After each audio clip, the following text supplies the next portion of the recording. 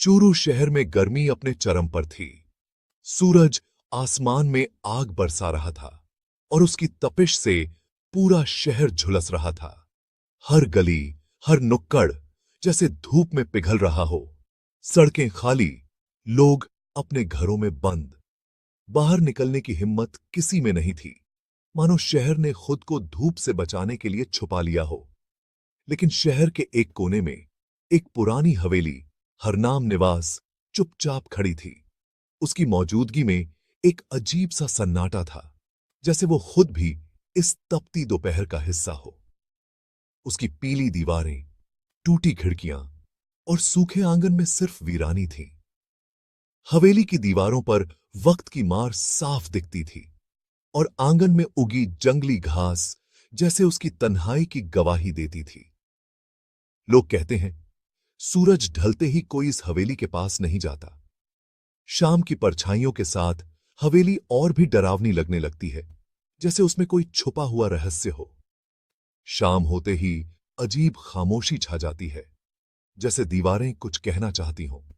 हवेली के गलियारों में सन्नाटा गूंजता है और हर कोना किसी भूली बिसरी कहानी को दोहराता है।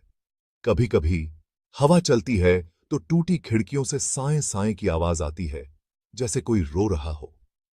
परछाइयों के बीच ये आवाजें हवेली की तन्हाई को और गहरा कर देती हैं। चूरू के लोग बचपन से इस हवेली की कहानियां सुनते आए हैं, कुछ प्यार की, कुछ नफरत की, कुछ मौत की। हर पीढ़ी ने अपनी कल्पना से इन कहानियों को और रहस्यमय बना दिया है। हरनाम निवास सिर्फ एक इमारत नहीं, एक राज है। इसकी दीवारों में छुपे किस्से आज भी लोगों के दिलों में डर और जिज्ञासा दोनों जगाते हैं।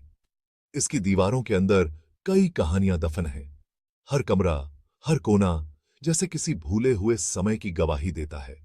लोग इसके बारे में बात करते हैं, लेकिन धीरे धीरे जैसे दीवारें उनकी बातें सुन रही हों। हवेली के आसपास फुसफुसाहटें गूंजती हैं और हर कोई अपनी अपनी कहानी जोड़ देता है। यह हवेली चूरू की धूप में एक गहरे साये की तरह है, हमेशा अनजानी, हमेशा डरावनी। इसकी छाया में छुपे रहस्य आज भी लोगों को अपनी ओर खींचते हैं और हर शाम हवेली फिर से अपने साये में शहर को समेट लेती है।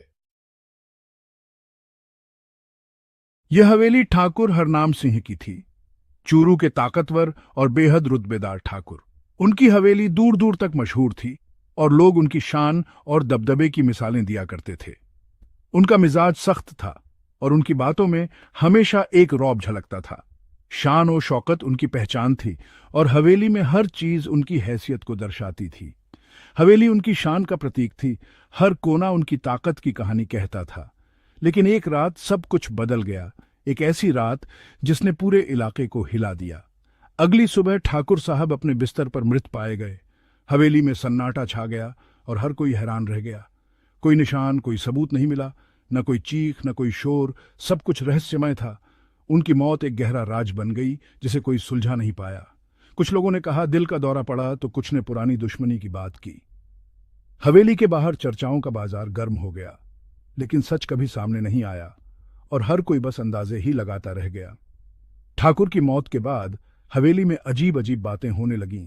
रात को दरवाजे अपने आप खुलते बंद होते और कभी कभी किसी के कदमों की आहट सुनाई देती। परिवार डर के मारे हवेली छोड़कर चला गया और हवेली धीरे धीरे वीरान हो गई। अब वहां सिर्फ सन्नाटा और रहस्य बचा है। लोग कहते हैं ठाकुर साहब की आत्मा अब भी हवेली में भटकती है और रात के सन्नाटे में उनकी परछाई दिखाई देती है। उनकी मौत का राज उन्हीं के साथ इस हवेली में दफन हो गया और अब तक कोई उस रहस्य से पर्दा नहीं उठा पाया। तब से यह हवेली बेचैन है, जैसे किसी अनसुलझे सवाल का जवाब ढूंढ रही हो। हवेली खाली होने के बाद अंदर अजीब घटनाएं होने लगीं। सबसे अजीब, बड़े हॉल का बेल्जियम से लाया गया जूमर, जो बिना हवा के भी हिलता है। गांव के कुछ लड़कों ने अपनी आंखों से देखा और डर कर भाग आए। दरवाजे और खिड़कियां अपने आप खुलते बंद होते हैं। रात को घुंघरू और रोने की आवाज सुनाई देती है। कैमरा लगाने की कोशिश हुई, लेकिन हमेशा कुछ न कुछ खराब हो जाता है। हवेली अपने राजों को छुपाए रखती है। झूलता झूमर और बंद होते दरवाजे इस हवेली के दर्द का सबूत हैं। हवेली के पास रहते राम सिंह काका ने अपनी पूरी जिंदगी उसी के साये में गुजारी है। बचपन से लेकर बुढ़ापे तक उन्होंने हवेली के हर उतार चढ़ाव को अपनी आंखों से देखा है। S2 बेटा, उस हवेली से दूर रहना। वहां जो कुछ भी हुआ है उसे भूलना आसान नहीं है। मैं जब जवान था तो हवेली में माली का काम करता था। हर सुबह बगिया में फूलों को पानी देता, पेड़ों की छांव में बैठकर हवेली की कहानियां सुनता था। ठाकुर हरनाम सिंह के जमाने में सब कुछ ठीक था। हवेली में रौनक थी, लोग खुश थे। लेकिन उनकी मौत के बाद हवेली की फिजा ही बदल गई, जैसे वहां कोई साया मंडराने लगा हो। एक रात मैंने देखा कि हवेली के बड़े हॉल की बत्ती जल रही थी। झूमर जोर जोर से हिल रहा था, जैसे कोई अदृश्य ताकत उसे हिला रही हो। अंदर से किसी औरत के रोने की दर्द भरी आवाज आ रही थी, जो दिल दहला देने वाली थी। मैं डर के मारे वहां से भाग आया। उस रात के बाद मैंने कभी भी हवेली के अंदर अकेले जाने की हिम्मत नहीं की। गांव के लोग कहते हैं वह आत्मा चंपाबाई की है, जो हवेली में काम करती थी। वह बहुत खूबसूरत थी, सबकी चहेती थी, लेकिन उसकी किस्मत में कुछ और ही लिखा था। ठाकुर की मौत के कुछ ही दिन बाद चंपाबाई भी अचानक मर गई, या शायद उसे मार दिया गया। उसकी मौत ने पूरे गांव को हिला दिया था। उसकी लाश हवेली के पुराने कुएं में मिली थी। कहते हैं उस रात हवेली में अजीब सी चीखें गूंजी थीं। पुलिस ने इसे खुदकुशी बताया, लेकिन गांव वाले जानते हैं कि सच्चाई कुछ और है। सबको यकीन है चंपाबाई की आत्मा आज भी हवेली में इंसाफ मांग रही है। शायद इसी वजह से वह आत्मा हवेली को छोड़कर नहीं जाती, और वहां अजीब घटनाएं आज भी होती रहती हैं। चंपाबाई की कहानी हर किसी की जुबान पर है। वह ईमानदार नौकरानी थी, लेकिन उसकी खूबसूरती उसकी दुश्मन बन गई। ठाकुर के एक रिश्तेदार ने उस पर बुरी नजर रखी। ठाकुर की मौत के बाद उस रिश्तेदार ने जबरदस्ती करने की कोशिश की। S4 मैंने विरोध किया, मुझे मार दिया गया, लाश कुएं में फेंक दी गई। पुलिस ने केस बंद कर दिया, इंसाफ नहीं मिला।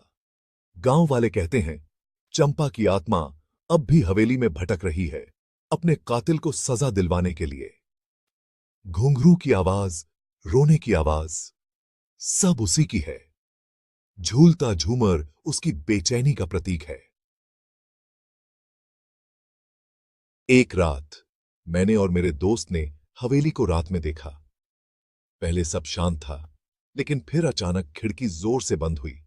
अंदर से किसी के सिसकने की आवाज आई, जैसे कोई औरत दुख में रो रही हो। हमारे रोंगटे खड़े हो गए। तभी हॉल की खिड़की से रोशनी आई और झूमर का साया हिलता दिखा, जैसे कोई उसे झुला रहा हो। हम समझ गए यह जगह आम नहीं है। हम तुरंत भाग आए। उस रात का डर हम कभी नहीं भूल पाए। आज भी हरनाम निवास वीरान खड़ी है। झूलता झूमर एक अनसुलझा राज है। ठाकुर की मौत, चंपा का कातिल, यह सवाल अब भी हवा में है। कुछ लोग कहते हैं झूमर तब तक हिलता रहेगा जब तक चंपा को इंसाफ नहीं मिलता। दोनों आत्माएं यहीं फंसी हुई हैं। वक्त बदल रहा है, लेकिन हवेली वैसे ही है। यह एक चेतावनी है, कुछ राज कभी नहीं सुलझते। क्या कोई इस हवेली का राज सुलझा पाएगा? तब तक झूमर खामोशी से झूलता रहेगा, एक कहानी सुनाता हुआ जिसे सुनने की हिम्मत सब। ठीक सुबह 3:00 बजे झूमर हिलने लगा। एक परछाई चमकी, कैमरे में कैद हो गई। दूसरा, ओपनिंग, भूतिया हवेली के डरावने राज खोलना। क्या हुआ जब एक टीम ने आधी रात को अंदर जाने की हिम्मत की? आज रात हम सबसे भयानक घंटे को फिर से जिएंगे। 2023 में एक YouTube एक्सप्लोरर टीम ने इस भूतिया हवेली में रात बिताई। आधी रात शांत थी, जब तक कि घड़ी में 3 नहीं बजे ऊपर का झूमर हिलने लगा। पहले धीरे धीरे, फिर तेजी से। एक परछाई दीवारों पर सरक गई। कैमरा नाइट मोड पर स्विच किया हुआ सब कुछ कैद कर रहा था। एक अजीब सी आकृति जो पूरी तरह से इंसान जैसी नहीं थी। अगले दिन एक लोकल फोटोग्राफर ने पिक्चर लेने की कोशिश की, लेकिन हर तस्वीर में धुंधले चेहरे दिखाई दिए, धुंध में आकृतियां, कहीं से भी देखती आंखें। आज भी रात होने के बाद लोकल लोग इस जगह से बचते हैं। खिड़कियां अपने आप खुल जाती हैं, और अगर आप ध्यान से सुने तो खाली हॉल से फुसफुसाहटें उठती हैं।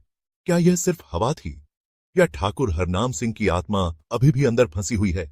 ये है चूरू की भूतिया हवेली, जहां परछाइयां मंडराती हैं और डर कभी नहीं।